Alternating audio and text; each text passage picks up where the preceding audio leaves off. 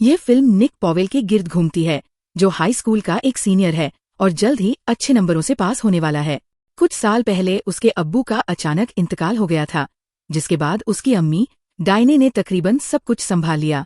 उन्होंने खुद को संभाला, माली हालत को ठीक किया और अपने बेटे की जिंदगी को बारीकी से कंट्रोल करना शुरू कर दिया। डायने चाहती है कि उनका बेटा एक सुरक्षित और रवायती करियर अपनाए, लेकिन निक, जो पढ़ाई में बहुत अच्छा है, लिखने और अदब का शौकीन है, असल में वह अपनी ग्रेजुएशन सेरेमनी छोड़कर लंदन में एक राइटर्स वर्कशॉप प्रोग्राम में जाना चाहता है। फिर सीन पॉवेल के घर पर कटता है, जहां एक बड़ी तकरीब चल रही है। परिवार की बड़ी डायने पॉवेल उठती है और एक स्पीच देती है, जिसमें वह अपने बेटे की अकादमिक कामयाबी को सराहती है। फिर वह निक के नाम पर एक टोस्ट उठाती है और उसे एक तोहफा देती है, जिस पर उसका नाम खुदा हुआ है। हालांकि निक इस पूरी पार्टी से ज्यादा खुश नहीं दिखता है, जो सिर्फ उसे सेलिब्रेट करने के लिए रखी गई है। वह मेहमानों से दूर चला जाता है, केक का एक टुकड़ा उठाता है और गैराज में चला जाता है। वह एक बेंच के पास बैठता है और अचानक अपने चेहरे पर एक शॉटगन तान लेता है। लेकिन ये सब सिर्फ एक ख्वाब निकलता है, क्योंकि निक जल्द ही सुबह चौंकर उठ जाता है। थोड़ी देर बाद वह नीचे किचन में जाता है, जहां उसकी माँ डाइनिंग टेबल पर बैठी है।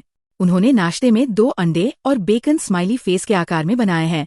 डायने अखबार पढ़ने में मसरूफ है जब निक उन्हें टोकता है।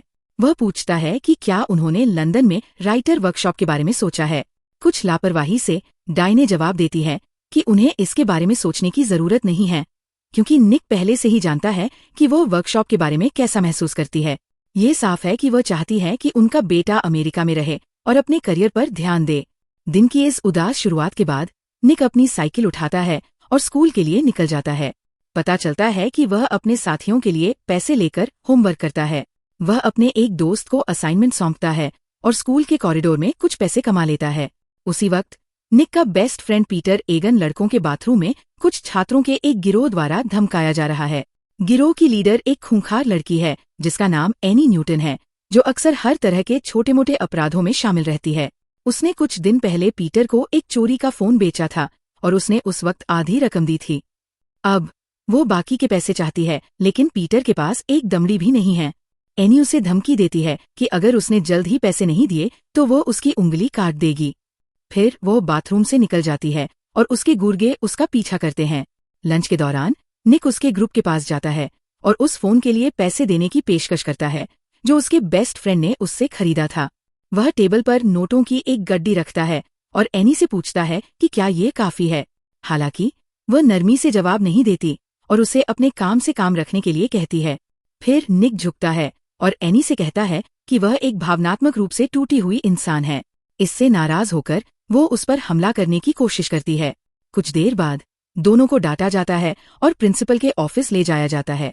हेडमास्टर घटना के बारे में पूछताछ करता है और निक मजाक में जवाब देता है कि एनी उसे अट्रैक्टिव पाती है। लेकिन प्रिंसिपल मजाक के मूड में नहीं है और तुरंत एनी को घर जाने के लिए कहता है। फिर वह निक को चेतावनी देता है कि वह उन लोगों पर वक्त बर्बाद न करे जिनका कोई मुस्तकबिल नहीं है।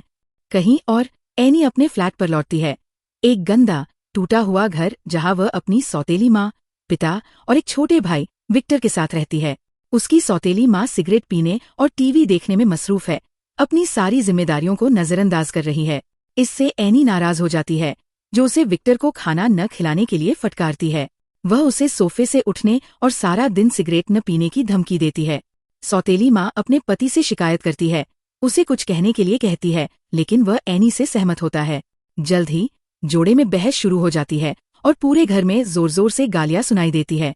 लेकिन एनी को इसकी आदत हो गई लगती है, इसलिए वह बस विक्टर को खाना खिलाती है और अपने कमरे में चली जाती है। उस रात बाद में पीटर निक के घर आता है और दोनों दोस्त बातचीत करते हैं। पीटर पूछता है कि क्या निक उस पार्टी में जा रहा है जो उनके एक क्लासमेट ने रखी है।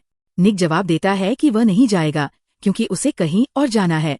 फिर निक उसे एक किताब देता है जिसमें उसने लंदन का एक हवाई टिकट छुपाया है। इससे आखिरकार पीटर को समझ में आता है कि उसका best friend writer workshop program में हिस्सा लेने के लिए उड़ रहा है। वह पूछता है कि क्या मिसेस पॉवेल को इसके बारे में पता है, और निक जवाब देता है कि उन्हें नहीं पता। वह दावा करता है कि उसके पिता के इंतकाल के बाद उसकी माँ ने उसकी पूरी जिंदगी की बड़ी बारीकी से प्लानिंग करके उसे घुटन महसूस कराई है। इस बीच एनी अपने बदमाश बॉयफ्रेंड मार्कस बोहेम के साथ बाहर जाती है। वे शहर के केंद्र में जाते हैं, जहां मार्कस एक महंगी दिखने वाली कार में सेंध लगाता है। एनी एक ज्वेलरी शॉप की खिड़की तोड़कर और उसमें से एक खूबसूरत हार चुराकर मामले को और बढ़ा देती है। फिर दोनों चोरी की कार में भाग जाते हैं। जैसे ही पुलिस मौके पर पहुंचती है, अगली सुबह एनी अपने क्रिमिनल बॉयफ्रेंड के साथ रात बिताने के बाद स्कूल जाने की तैयारी करती है। मार्कस उससे चोरी के गहनों वाला बैग छोड़ने के लिए कहता है, लेकिन ऐसा लगता है कि उसे उस पर ज्यादा भरोसा नहीं है। इससे मार्कस इतना नाराज हो जाता है कि उसके जाने के बाद वो अधिकारियों को उसके अपराध के बारे में बता देता है। कुछ देर बाद एनी स्कूल पहुंचती है और चोरी का हार अपने लॉकर में रख देती है। पीटर, जो पास ही खड़ा है, गलती से उसे ऐसा करते हुए देख लेता है। वह रास्ते से हटने ही वाला होता है कि एनी उसे अपनी तरफ घूरते हुए देख लेती है। चीजें तब खराब होने लगती हैं जब थोड़ी देर बाद पुलिस स्कूल पहुंचती है और एनी को चोरी के आरोप में गिरफ्तार कर लेती है। वे उसका लॉकर भी तोड़ते हैं और चोरी के गहने बरामद करते हैं। एनी बाद में अपने प्रेमी को फोन करती है और उसे अपनी गिरफ्तारी के बारे में बताती है। वह मासूम होने का नाटक करता है, जबकि वह दावा करती है कि वह जानती है कि किसने उस पर मुखबिरी की। बाद में जब निक घर पहुंचता है तो उसकी माँ उसे बताती है कि एयरलाइन का फोन आया था। वह बताती है कि उसकी फ्लाइट रीशेड्यूल हो गई है, जिससे ये साफ हो जाता है कि अब उसे उसकी लंदन यात्रा के बारे में पता चल गया है। घबराया हुआ निक कहता है कि वह समझा सकता है, लेकिन उसकी माँ उसके हरकतों से निराश लगती है। उस रात बाद में पीटर एक हाउस पार्टी में जा रहा होता है जब उस पर अचानक एनी और उसके ग्रुप द्वारा हमला किया जाता है। उसे लगता है कि पीटर ने उस पर मुखबिरी की और वह इसका बदला लेना चाहती है।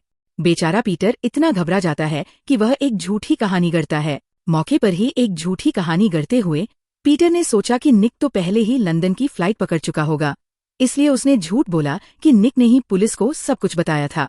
फिर सीन हाउस पार्टी में बदल जाता है, जहां हम देखते हैं कि निक ने लंदन जाने का इरादा बदल लिया है। असल में वो पार्टी में एक अनजान लड़की को अपना टिकट और होटल बुकिंग के कागजात सौंप देता है। फिर वो घर से बाहर निकलकर टहलने जाता है, लेकिन एक पुरानी खटारा कार उसका पीछा करती हुई दिखती है। पता चलता है कि एनी और उसके गुंडे उसका पीछा कर रहे हैं। जैसे ही वो सड़क के एक सुनसान हिस्से पर पहुंचता है, वे गाड़ी से उतरते हैं और उसे पीटना शुरू कर देते हैं। पीटर को कार के अंदर से मजबूरन देखना पड़ता है, क्योंकि उसका बेस्ट फ्रेंड बेरमी से जमीन पर लात घूंसों से पीटा जाता है। कुछ सेकंड बाद एनी निक के पास जाती है और तंज से पूछती है कि अब कौन टूटा हुआ है। निक पलटकर जवाब देता है कि वो अभी भी भावनात्मक रूप से टूटी हुई है।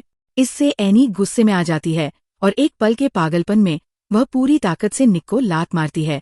बेचारा लड़का फिर सड़क से लुढ़क जाता है और उसका सिर एक पत्थर से टकरा जाता है। अब अपनी हरकतों से घबराए हुए गिरोह के सदस्यों में से एक निक को देखता है तो उसे एहसास होता है